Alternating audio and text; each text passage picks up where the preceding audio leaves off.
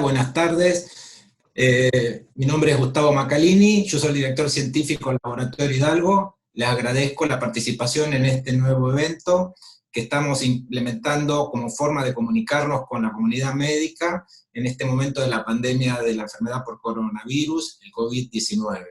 La semana pasada hicimos una presentación y hoy estamos repitiendo esta en directo, junto con esta tarea la estamos realizando con el Centro Rossi, que mis colegas Victoria Farquharson y Fernanda Yangusian van a introducirnos en el tema sobre las pruebas utilizadas de la PCR para el diagnóstico de la detección viral del virus del COVID-19, y con posterioridad yo voy a hablar sobre las pruebas de anticuerpos específicas. Al finalizar las dos presentaciones vamos a hacer un espacio para poder recibir algunas consultas, dudas o preguntas que tengan, que las pueden hacer por la modalidad del chat, así va a ser más fácil para nosotros responderlas.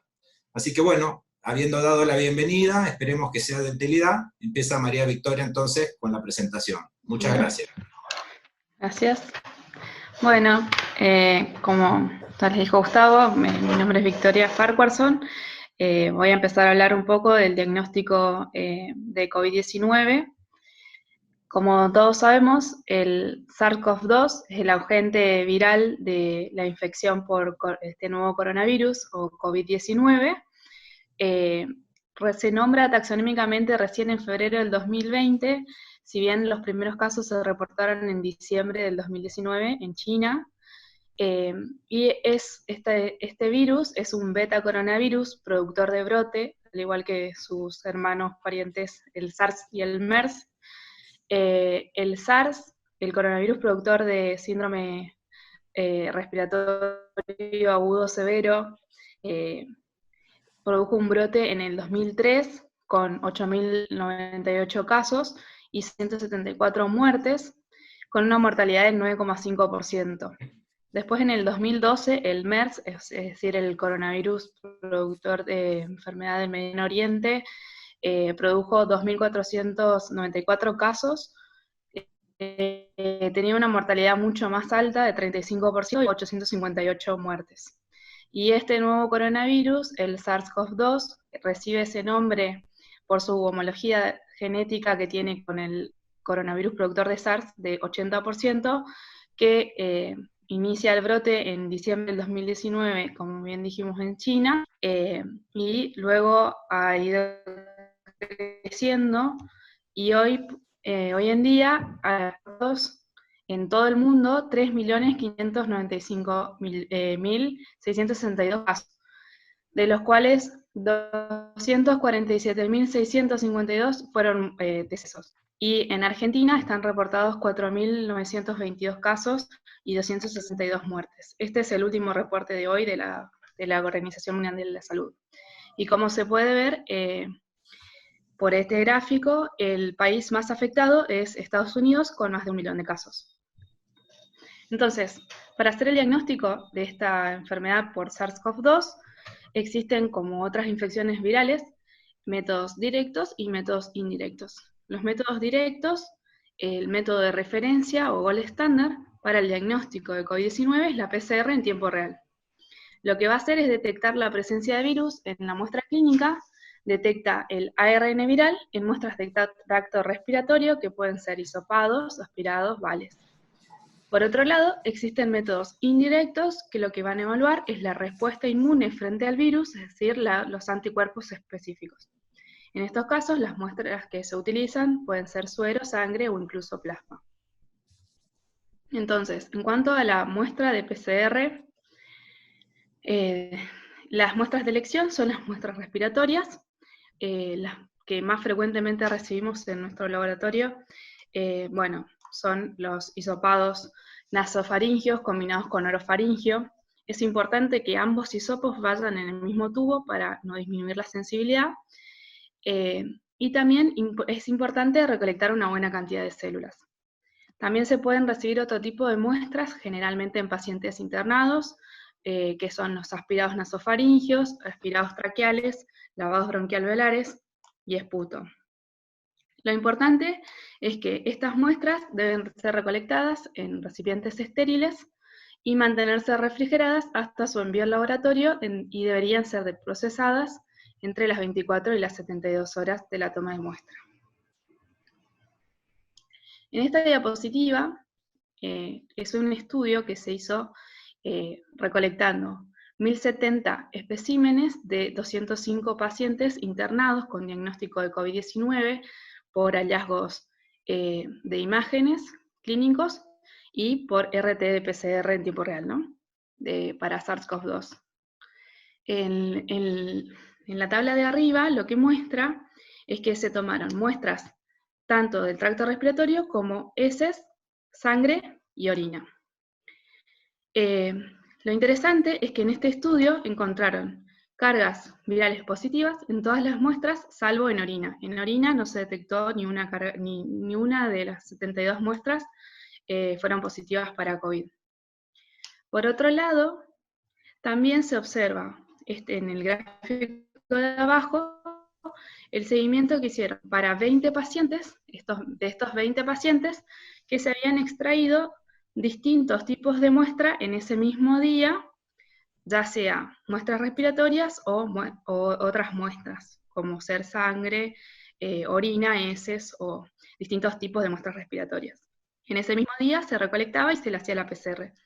Y lo que encontraron es que en muchos pacientes, varias de las muestras fueron positivas. Y con esto lo que quieren demostrar es que podríamos aumentar la sensibilidad clínica si sumamos los distintos tipos de muestras.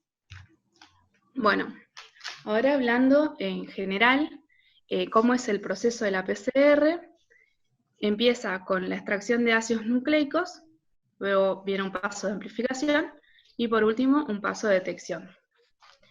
En el caso de la extracción de ácidos nucleicos, se produce, perdón, la manipulación de las muestras se produce, es muy importante debido a la contagiosidad de este virus, manipular las muestras en campana de bioseguridad biológica, clase 2, con la correcta utilización de los elementos de protección personal.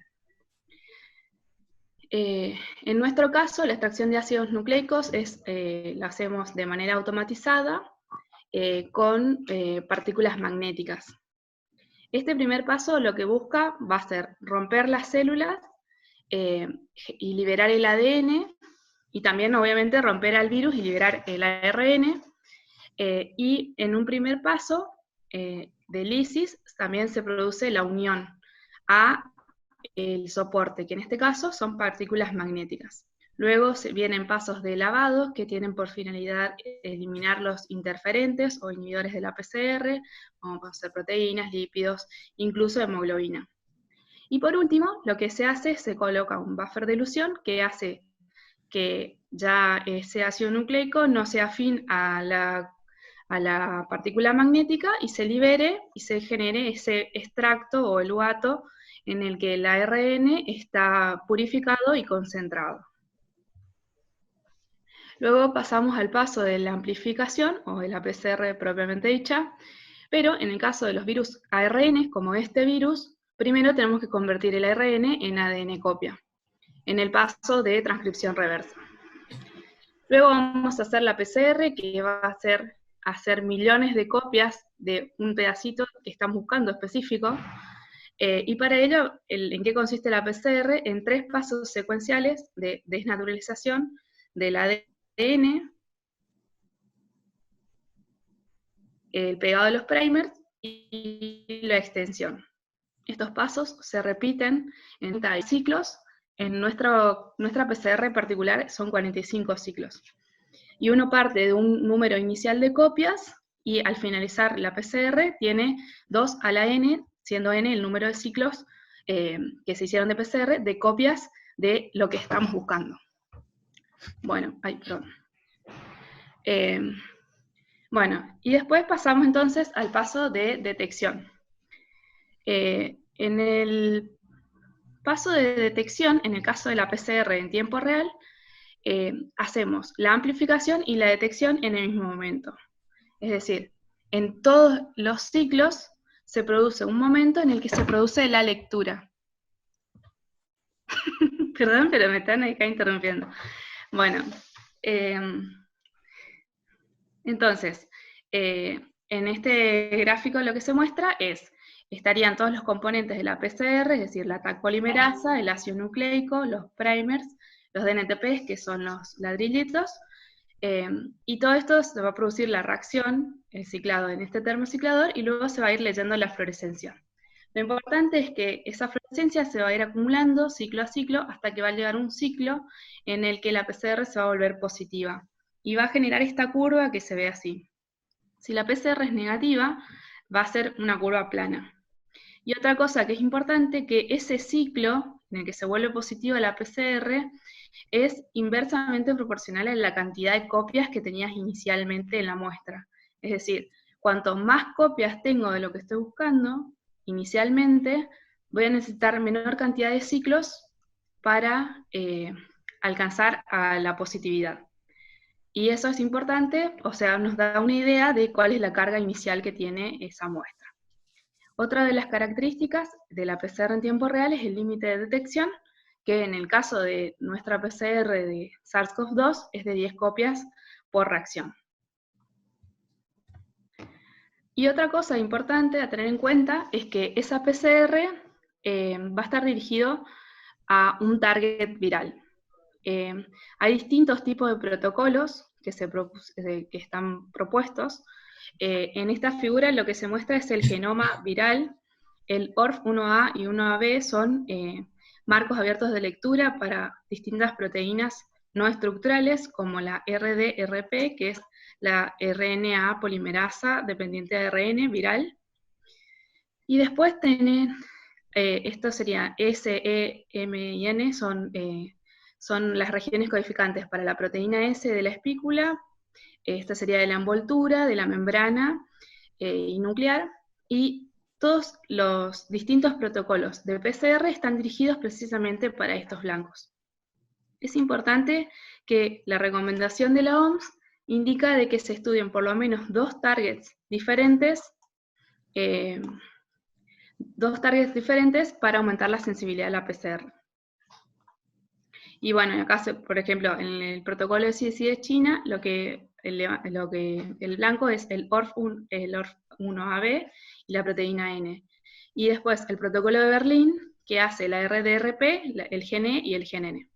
Otra cosa importante es que hay distintos protocolos, hay algunos que son específicos para SARS-CoV-2 y hay otros que son pan-coronavirus. Por ejemplo, el protocolo alemán utiliza el RDRP, que es específico de SARS-CoV-2, y el gen E y N son pan-coronavirus, a tener en cuenta. Y por otro lado, también hacemos una PCR como control interno. Ese control interno lo que va a validarnos es el proceso globalmente. Evalúa la calidad de la muestra, la extracción, y si hay inhibición o no en la PCR. Y este control interno puede ser endógeno o exógeno. El control endógeno sería colocar primers y sondas para genes housekeeping, o que están presentes en todas las células del huésped, y esperar, obviamente, que den positivo. Si es positivo, nos valida todo el proceso. Y por otro lado, tenemos otros controles que son exógenos, es decir, ADN o ARN sintéticos, que uno agrega a la muestra, y luego, de vuelta, coloca primers y sondas específicos para ese pedacito de ARN sintético, y si da positivo, en ese caso, solamente nos valida la parte de extracción e inhibición, no calidad de la muestra, porque no es un control de células. Ahora les va a hablar mi compañera Fernanda sobre las validaciones. Bueno, buenas tardes.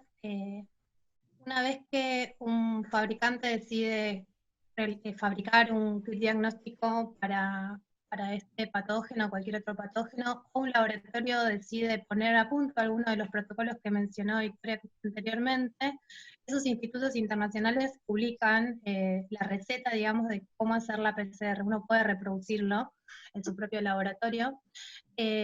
Cualquiera de las dos vías, antes de utilizarse para muestras clínicas, requiere una serie de validaciones. Su objetivo es evaluar el desempeño clínico del ensayo.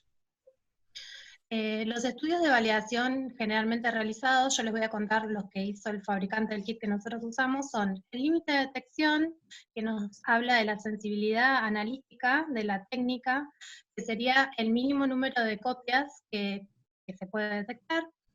La reactividad o inclusividad, en este caso que la reacción detecte positivamente el genoma viral. Lo que se hizo fue mapear 185 genomas que fueron reportados en GenBank y enfrentarlos a los primers que utiliza el kit, y bueno, ellos vieron 100% de homología para todas las secuencias estudiadas. La actividad cruzada se refiere a que si la muestra tiene en paralelo algún patógeno viral distinto al SARS-CoV-2 que no sea detectado positivamente con esta PCR porque debe ser específica. En este caso lo que hicieron fue probar por análisis computacional los genomas de 45 microorganismos patógenos respiratorios y vieron que no había reactividad cruzada. Y en la evaluación clínica lo que se busca es que pacientes que portan la patología sean correctamente detectados y pacientes que no tienen la patología den curva chata, como mostró Victoria en los gráficos anteriores. En este caso usaron 60 muestras de pacientes con diagnóstico clínico y 60 muestras negativas. Hubo, bueno, 100% de especificidad. La siguiente.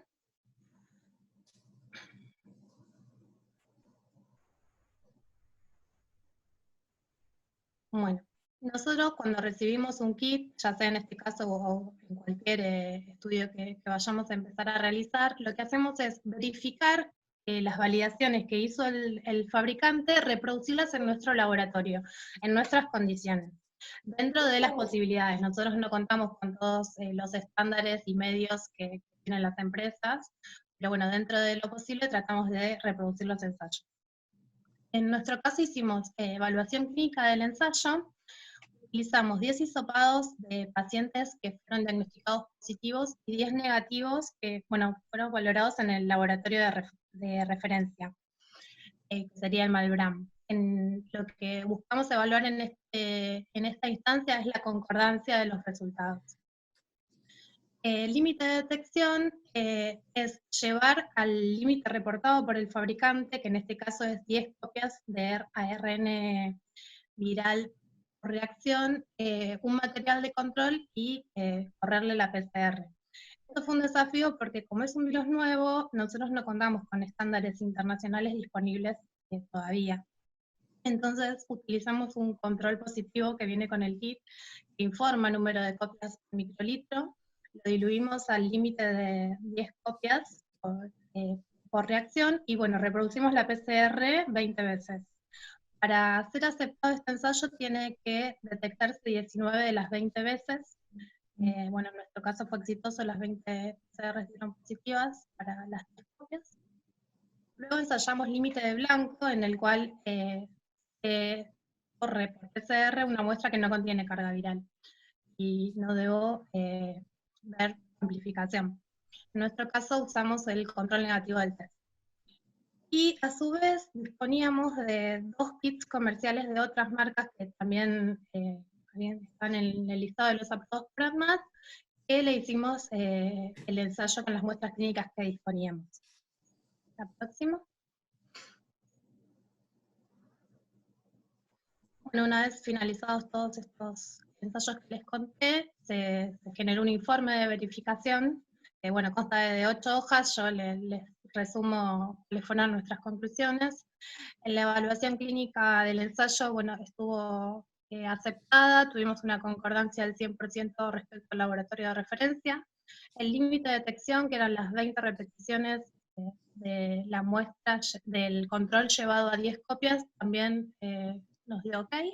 El límite de blanco, que eran los negativos, pasó. Y bueno, respecto a los otros kits comerciales, tuvimos concordancia también del 100% con la referencia. Lo que les quería comentar es que respecto a controles de calidad externo, que también no había disponibles hasta hace muy poquito, la CAP está ofreciendo un control externo internacional para el cual nos inscribimos y vamos a recibir muestras hacia fines de mayo y en noviembre. Así que bueno, próximamente vamos a contar con el control externo también. Bueno, ahora vamos a discutir cuándo pedir una PCR para COVID. Todos sabemos que la PCR es el gold estándar para el diagnóstico de esta patología, o sea, en los casos sospechosos, la verificación de la patología se realiza mediante PCR, sumado a las características clínicas y de imágenes. Hay que saber que el virus puede detectarse incluso 1 o 2 días antes del inicio de los síntomas en las muestras del tracto respiratorio superior, y puede persistir de 7 a 12 días en casos moderados y hasta 2 semanas en casos más graves. La información surgió del informe de la misión de la OMS a China, que fue en febrero de este año. Fueron a hacer una evaluación de pacientes dentro de los primeros casos, ¿no? Y respecto a la PCR de control, se sugiere que si el paciente tiene una recuperación temprana, realizarla a los 7 días de la primera, de la de diagnóstico. Si no, esperar hasta los 14 días. Otro aporte importante de la PCR es dentro de los criterios de alta. El Centro de Control de Enfermedades Europeo publicó un consenso tomando informes de los institutos de salud de diferentes países, donde, bueno, se llegó a una conclusión.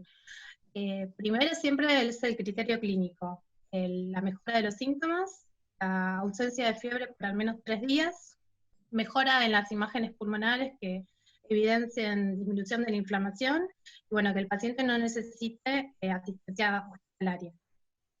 Y después, el segundo punto es la evidencia del laboratorio del clearance viral en muestras respiratorias. Lo que piden son 2 pruebas negativas de RT-PCR en muestras del tracto respiratorio separadas por al menos 24 horas entre una y otra. Hay que tener en cuenta, bueno, que si la PCR es no detectable, significa que el paciente no porta el virus en sus vías respiratorias y ya no contagiaría. Pero hay pacientes que presentaron portación prolongada del virus en las vías respiratorias. Hay reportes hasta el día 22, y nosotros en nuestra experiencia les podemos contar que tuvimos una PCR detectable en un paciente en el día 24 del inicio de los síntomas. Esto es muy variable y muy individual de cada paciente. Próxima. Otro caso donde nos consultan para hacer PCR es los pacientes que son asintomáticos pero que tuvieron un contacto estrecho con un caso de COVID-19. Estas recomendaciones que están en pantalla son recomendaciones para los equipos de salud del Ministerio de Salud de la Nación. Ellos lo que dicen que ante un caso asintomático, lo que se recomienda es aislamiento domiciliario por 14 días, como todos sabemos, y que en el caso de que el paciente presente alguno de los síntomas, como ser fiebre, síntomas respiratorios, tos, oinofagia, etc., ahí comunicarse con la jurisdicción que está siguiendo el caso, y recién ahí se le realizaría una PCR. Si es positiva, bueno, se maneja como un caso COVID, y si no, hay que evaluar las etiologías, o esperar hasta que se cumplan los 14 días post-exposición, en el cual se podría considerar el alta del aislamiento. Muchas veces, una vez cumplido este periodo, también se realiza una PCR para certificar que el paciente no es portador del virus. Y nosotros tenemos muchos pedidos de pacientes sintomáticos. Lo que hay que tener en cuenta es que la PCR es una foto del momento, si el paciente porta el virus o no en ese momento. Hay que evaluar todo el contexto de posibles contactos de riesgo y demás. Siempre realizamos las PCR con una orden médica, ¿no? Bien. Siguiente. Como para ir redondeando, las consideraciones a tener en cuenta es la importancia del preanalítico de la muestra, como les contó Victoria al principio, la correcta toma. Nosotros tenemos que asegurarnos que las muestras tienen cantidad de células suficientes para que sea representativo, el acondicionamiento y las condiciones de envío al laboratorio, ¿no? Mantener refrigeración, correcto empaque y demás. También, como se contó, el diagnóstico molecular es un proceso laborioso y complejo, compuesto por varias etapas.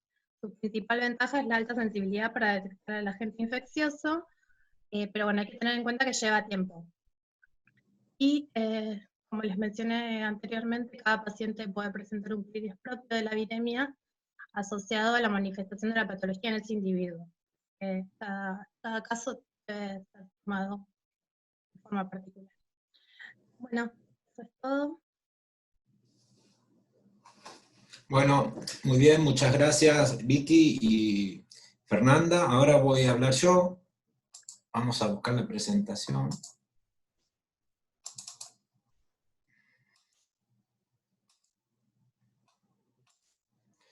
Bueno, así como mostraron ellas las pruebas, la prueba estándar, el gol estándar, que es el diagnóstico, las pruebas moleculares, ni bien apareció esta pandemia al inicio del año 2020, se preguntaban los investigadores cuál era el rol que tenían los anticuerpos en esta enfermedad. Pues sabemos que están, pero bueno, si nos retrotraemos 4 meses atrás, no se sabía para este virus nuevo qué tipo de respuesta, si existía, de tipo de anticuerpos podría generar. Pero como fue señalado recientemente, también lo que hicieron fue revisar otros coronavirus, como por ejemplo el coronavirus que generó el SARS en el año 2003, y vieron qué tipo de respuesta generaba.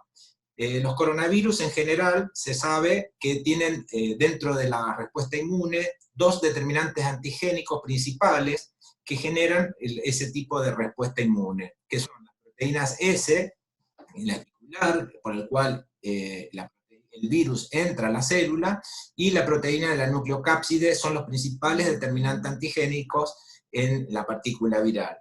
También pudieron revisar cuál fue el comportamiento en el SARS, en el caso de la epidemia del SARS, en el año 2003, de los anticuerpos. Y se veía claramente un periodo de ventana donde no se detectaban anticuerpos, y luego la aparición de los anticuerpos de tipo IgM, y con posterioridad los de tipo IgG. De modo tal que, siendo este anticuerpo, este virus muy similar, se pensaba que el SARS-2 podría generar ese tipo de respuesta. Una de las consideraciones que se tienen que tener en cuenta es justamente la similitud que tiene este coronavirus con otros beta coronavirus y alfa coronavirus en cuanto a los determinantes antigénicos, es decir, a la identidad que pueden tener con otros virus. Entonces aquí está ejemplificado, por ejemplo, para distintos determinantes, qué grado de similitud tiene la composición de aminoácidos. El primero, superior, el SARS, fíjense la similitud con la nucleocápsida del 90%, de la proteína S del 77%, y los subdominios S1 y S2 son bastante variables. El S2 es más constante entre los coronavirus, y se podría diferenciar este virus por el subdominio 1. También está ejemplificado una porción del dominio 1, que es la 1A, y el dominio de unión al receptor. Y fíjense cómo, a medida que vamos hacia abajo, los porcentajes de identidad son diferentes. De modo tal que eso dio lugar a pensar que si vamos a dosar anticuerpos, tenemos que buscar un target, un antígeno, que represente al SARS y que no genere reacción cruzada con alguno de los otros coronavirus, ya sean zoonóticos, como son los del SARS y del MERS, o coronavirus humanos responsables de resfríos, que están señalados en el medio y abajo.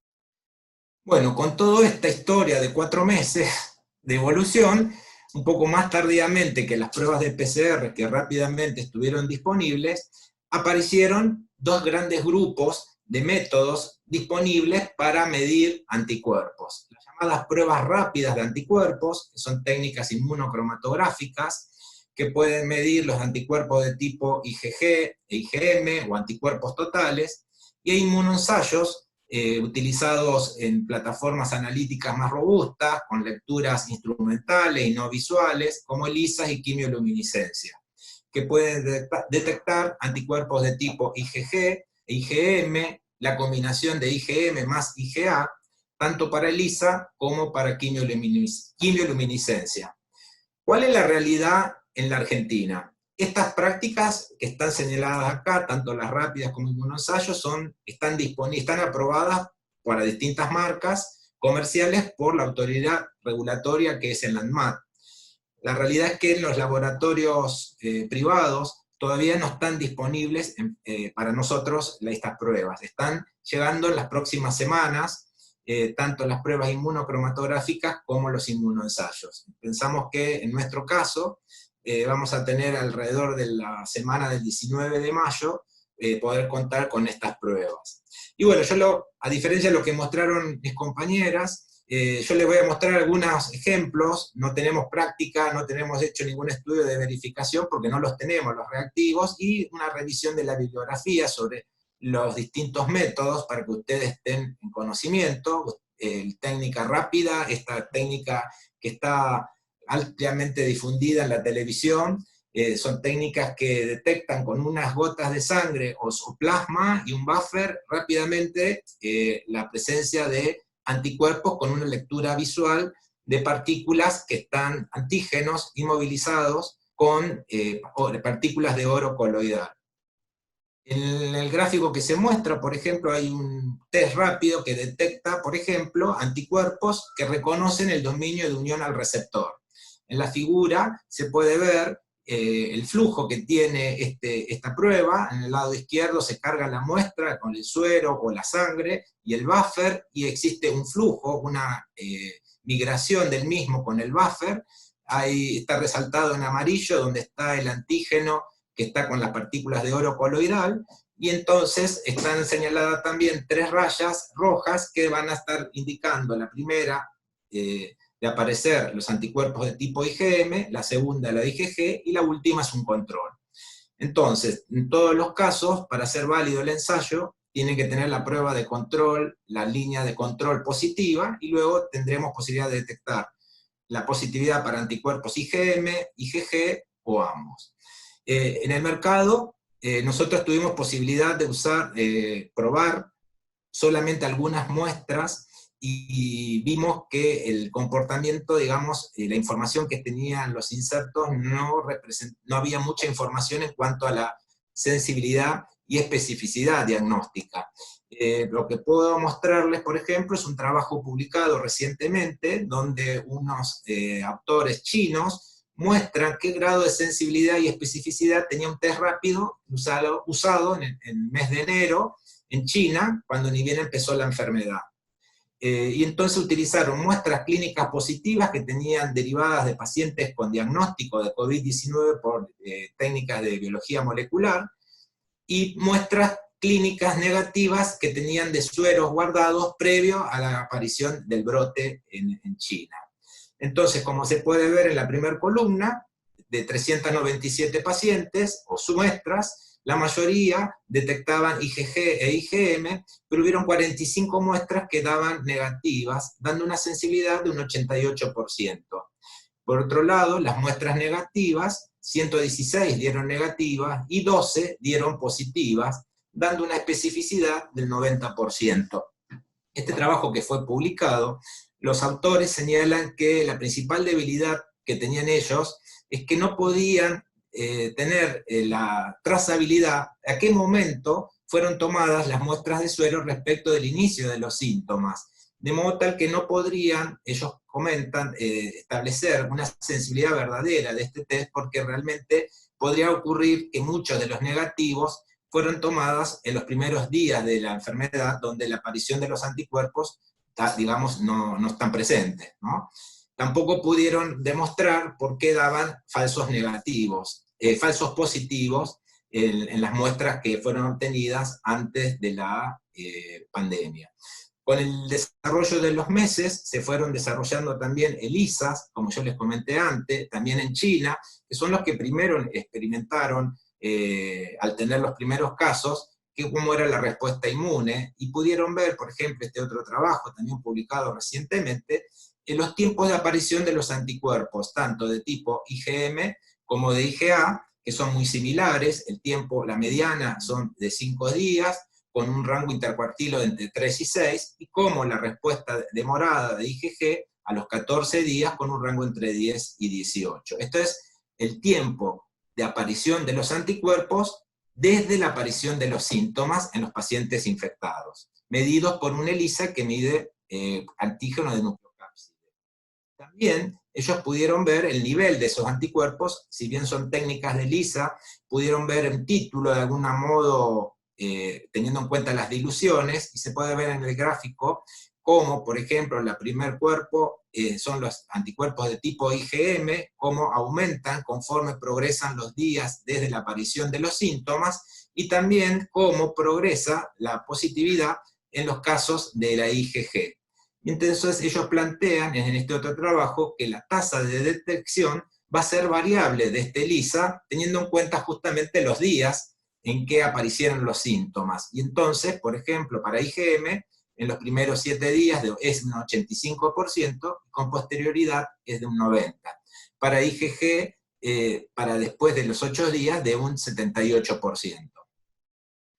Otro trabajo realizado también en China, con otros ELISAs que reconocen la capacidad de detección de anticuerpos totales, como está señalado en rojo, o en violeta, IgM e IgG, ellos vieron la dinámica de la producción de anticuerpos en los pacientes positivos, y vieron cómo el nivel de respuesta variaba en función de los días de aparición de los síntomas. Esto también pudieron llegar a esta conclusión de que la seroconversión, la mediana, oscilaba entre 11 días para los anticuerpos totales, que está mostrado en la figura con rojo, para IgM de 12 días en violeta, y para IgG de 14 días, que está mostrado en azul. Es decir, nuevamente, tenemos que tener en cuenta presente que los anticuerpos van a dar información. Bueno, no sé, se cortó, no sé en qué parte, no tuve... Creo que quedamos en esta diapositiva. ¿Escuchar? Bien, entonces lo que voy a mostrar también es una revisión, en este caso ya de un inmunoensayo realizado en Europa, donde se ve detección de anticuerpos de tipo IgG e IgA para el dominio S1 de la proteína S, y ven el grado de sensibilidad y especificidad utilizando distintos paneles de sueros, de donantes de sangre, por ejemplo en el panel, en la figura de la izquierda, anticuerpos de tipo IgG, grupos de pacientes de donantes de sangre, pacientes con infección que no eran por coronavirus, y sí por ejemplo, Epstein-Barr, Mycoplasma pneumoniae, anticuerpos de tipo pacientes con coronavirus humano, los zoonóticos, MERS y SARS, y el SARS tipo 2. Tanto para IgG e IgM se observaron que de IgA, daban positivos para los sueros de los pacientes con SARS. También ellos evaluaron la capacidad que tenía este inmunoensayo de detectar los anticuerpos y ver el grado de seroconversión en 3 pacientes inicialmente positivos para SARS, y evaluaron de acuerdo al nivel de severidad. En el caso más severo, que está señalado en rojo, tenían títulos de anticuerpos más altos respecto de los otros 2 pacientes que eran grado leve. Y también en ambos casos, después de la segunda semana desde el inicio de los síntomas, aparecía la seroconversión. Ellos evaluaron el efecto que tenían algunos sueros que les daban positivo la serología para COP2, y que estaban infectados por coronavirus humano, y encontraron 2 pacientes que daban reactivos cuando buscaron los sueros en el momento de la enfermedad, eran reactivos y no reactivos previo a la aparición de los síntomas del coronavirus humano. No pudieron identificar cuál era la causa, cuál era el determinante antigénico que generaba ese ruido, y eso es una de las limitaciones que encontraron en este método. Pero también lo que ellos evaluaron fue el grado de reactividad o correlación entre los anticuerpos medidos por los ELISA y la prueba de neutralización, es decir, qué capacidad de neutralizante tenía ese suero, y vieron que era altamente correlacionado. Esto es decir, que cuando medían el anticuerpo por el ELISA, cuanto más alto era la respuesta que se medía, mayor era su capacidad neutralizante en la prueba de neutralización, que es una prueba in vitro, donde se enfrenta el suero del paciente con virus y se ve la capacidad de infección. En otro grupo de pacientes, de estos pacientes eran de Alemania, y también investigaron este kit comercial, y vieron que también había seroconversión a partir de la segunda semana, tanto para IgG como para IgA, y también relacionaban con el nivel de neutralización, como se observa en la figura C y D. Encontraron un paciente que era positivo para la prueba de gold estándar de PCR, que está señalado en negro, que tenía niveles de anticuerpos en el límite de positividad, y a la prueba de neutralización vieron que también tenía una prueba muy baja, es decir, que la respuesta inmune del paciente era menor a pesar de estar infectado. Los autores señalan también las limitaciones que pueden tener la detección de anticuerpos en poblaciones, por ejemplo, donde no son los casos críticos, que pueden llegar a tener niveles más bajos de anticuerpos, y la capacidad que tienen los ELISA, o tendrían los ELISA, para detectarlos. Alguna población podría no ser detectada. Y ellos sugieren que deberían buscarse otros antigénicos, como por ejemplo ELISA de nucleocápside, que dan respuesta más aumentada en los casos asintomáticos. Bueno, por último voy a mostrar un trabajo que fue publicado hace 3 días, justamente de un ensayo quimioluminiscente que está aprobado también por el ANMAT, y que nosotros vamos a aprobar a partir del 20 de mayo, que es una quimioluminiscencia para nucleocápside. Y ellos lo que hicieron, este trabajo hecho en Estados Unidos, con muestras de marzo y de abril, vieron la sensibilidad en la primera columna, utilizando 125 pacientes que eran positivos para el COVID-19, y tenían 689 muestras, y vieron que esa sensibilidad era dependiente de los días transcurridos desde el inicio de los síntomas. En los primeros 7 días, para medir IgG, la positividad era de un 53%, y como fíjense, a medida que progresaban los días desde el inicio de los síntomas, se llegaba a un nivel de positividad de un 100%. Por otro lado, utilizaron muestras clínicas negativas que fueron obtenidas previo a la pandemia, eran del año 2018 y 2019, y vieron que la mayoría daban negativos con una especificidad del 99,9%. También muestran el grado de seroconversión a la izquierda y el nivel de positividad que encontraban en la población según los días de inicio de los síntomas. El nivel de corte sugerido por este fabricante es de 1,4. Es decir, todo valor superior a un índice de cada muestra respecto del calibrador de 1,4 es considerado positivo. Y también, como fíjense en el gráfico de la izquierda, después de los 14 días, la mayoría de los pacientes se lo convirtieron. Hay un trabajo también realizado en China con otro equipo comercial de quimioluminiscencia que reporta las unidades en unidades arbitrarias, y ellos pudieron mostrar cómo era el perfil de los anticuerpos conforme progresan las semanas. Está marcado en azul el título de anticuerpos, cómo variaba de tipo IgM, y en rojo el tipo IgG. Fíjense cómo aumentan significativamente la concentración de esos anticuerpos y luego declinan para IgM en forma sostenida.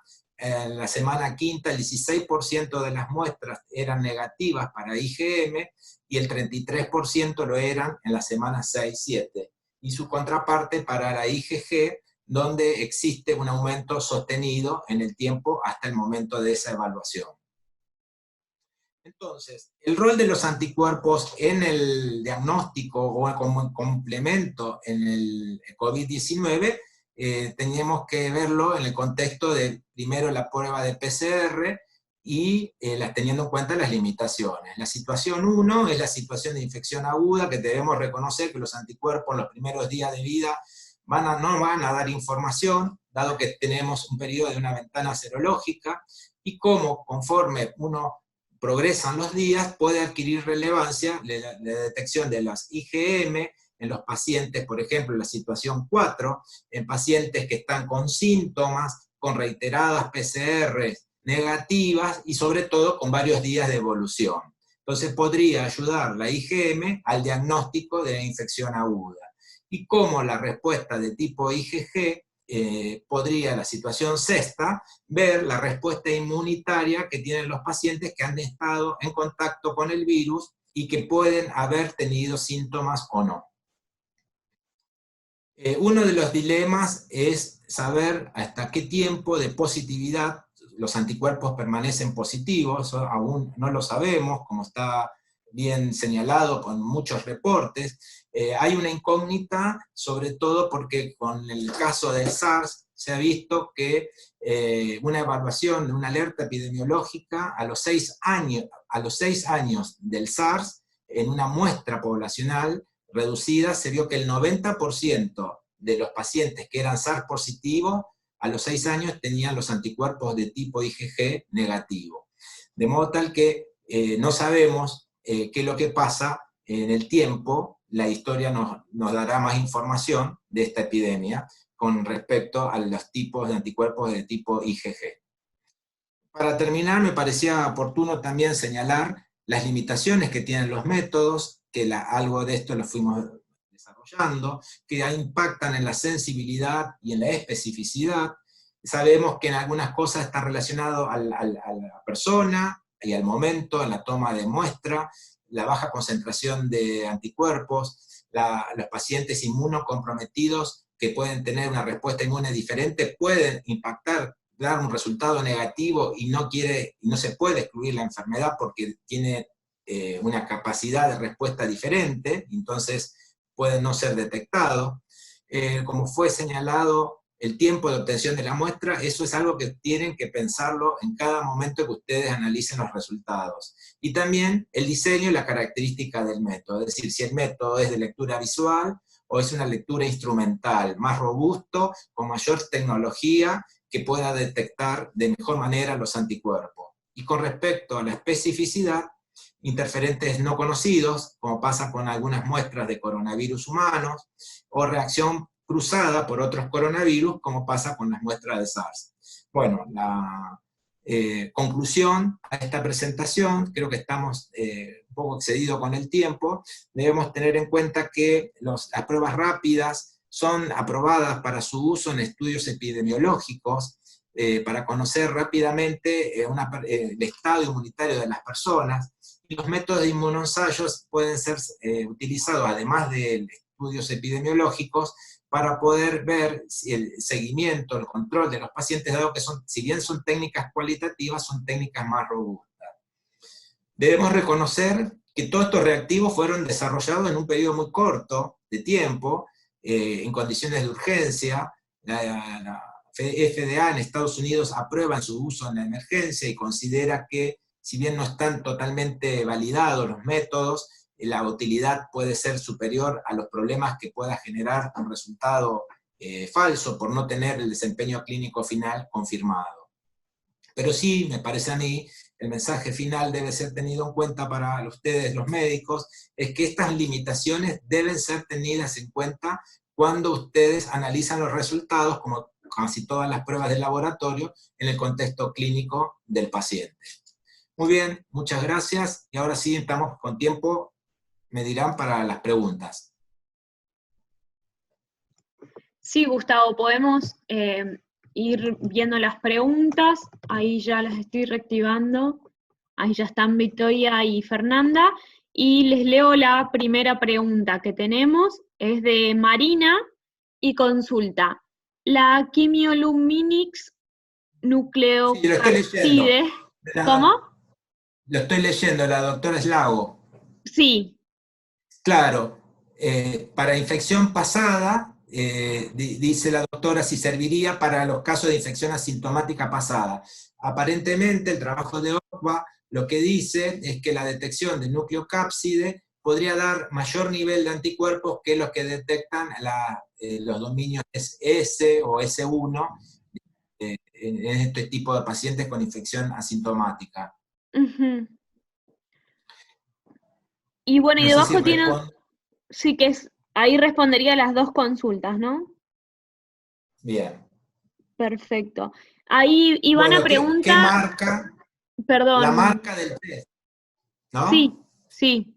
Bueno, nosotros tenemos para la medición de tipo IgG planificado usar la marca Abbott, que son los resultados que yo les mostré hechos en Estados Unidos, publicados recientemente.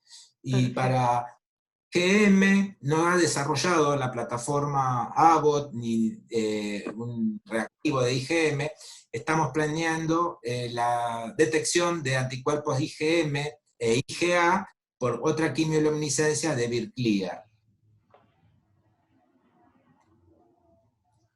Perfecto. Bueno, Raúl pregunta cuál es el costo, no sé si tenemos esto. Todavía no lo, el costo de los anticuerpos todavía no lo tenemos. Ok. Antes que me olvide, quienes quieran la presentación pueden escribir un mail al mail de donde recibieron el link de la charla y se los hago llegar.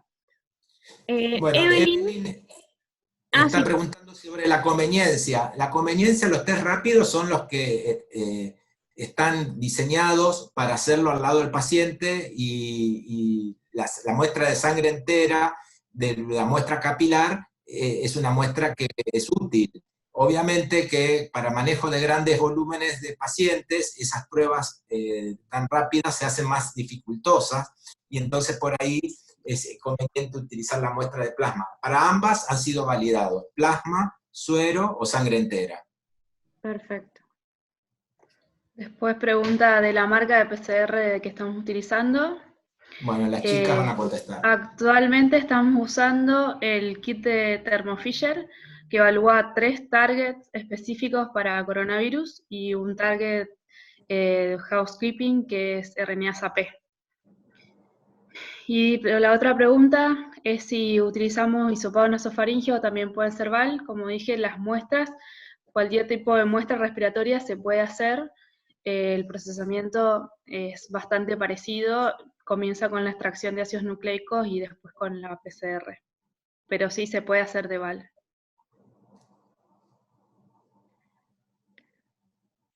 Bueno, después el que pregunta la relación entre la detección de ARN y la infectividad del virus.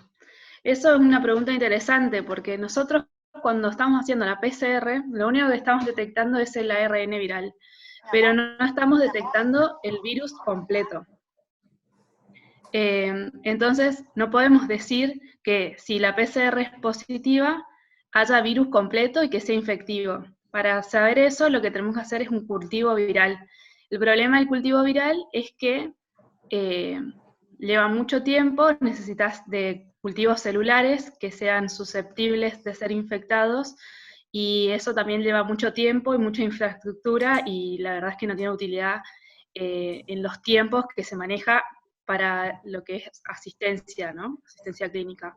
Y por eso lo único que tenemos es la PCR. Por ende, si no detectamos ARN viral, podemos decir que el paciente no contagia porque no hay virus ni hay ARN. Pero si hay PCR positiva, no podemos decir que sea virus infectivo, no es lo mismo. Genial. No sé si ¿Hay alguien más más. preguntas? Ahí hay otra de Roxana, A ver. para analizar la PCR, así que es. Bien, las chicas. ¿Querés que Nosotros conteste, Fer?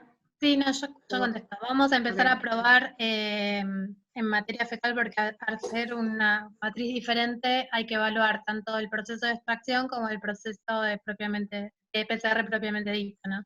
Así que lo estamos montando. La idea sí es hacerlo.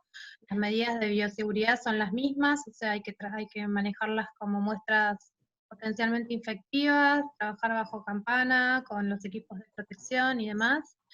Pero bueno, sí, tenemos ya pedidos para evaluar la presencia de virus en materia fecal.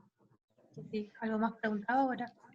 Dice, ¿se necesita algún equipamiento especial para realizar PCR o utilizan el equipamiento en el que cuentan?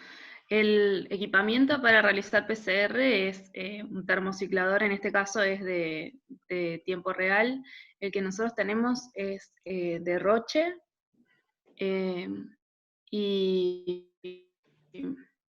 y no es equipamiento o sea, es el equipamiento normal de un laboratorio de biología molecular, digamos, no de un Claro. laboratorio de análisis clínico general.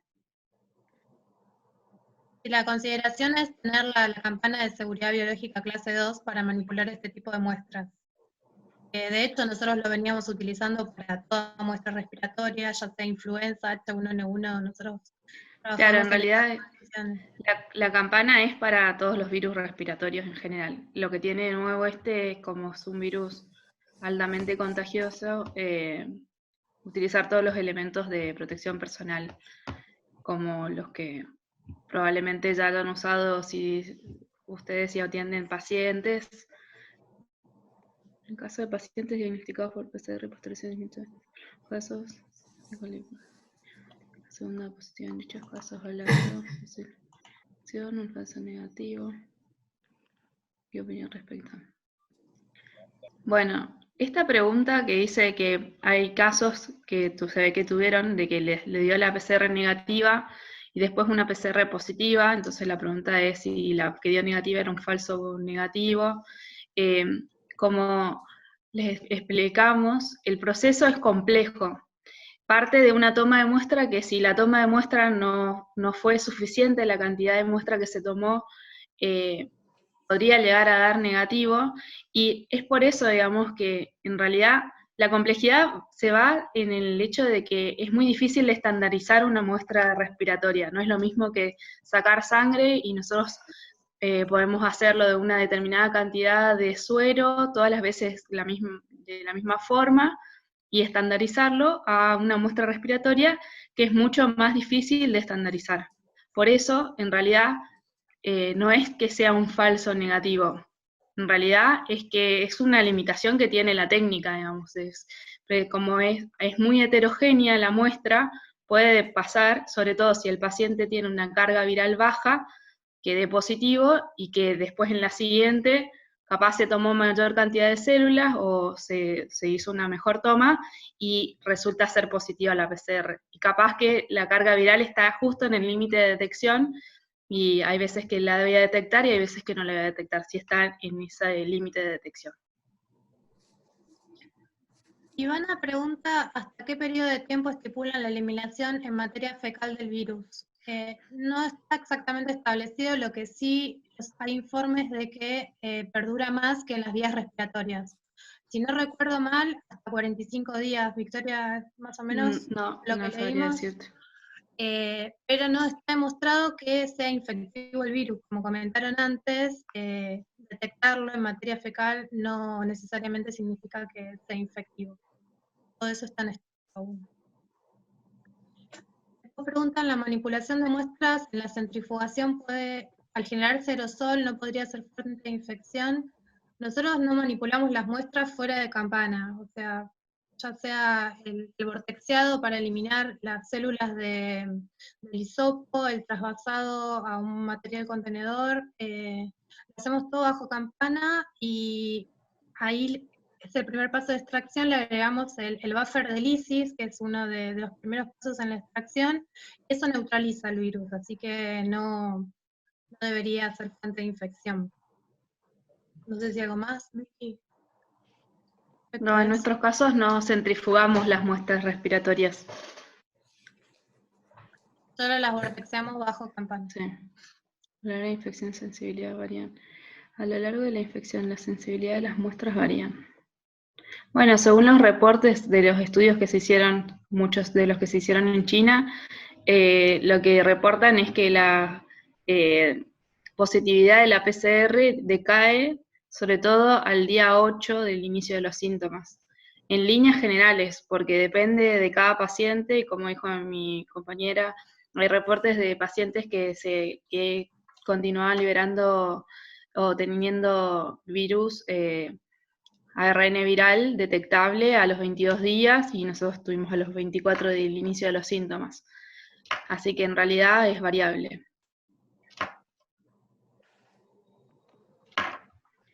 Bueno, creo que con esas quedaron todas las preguntas.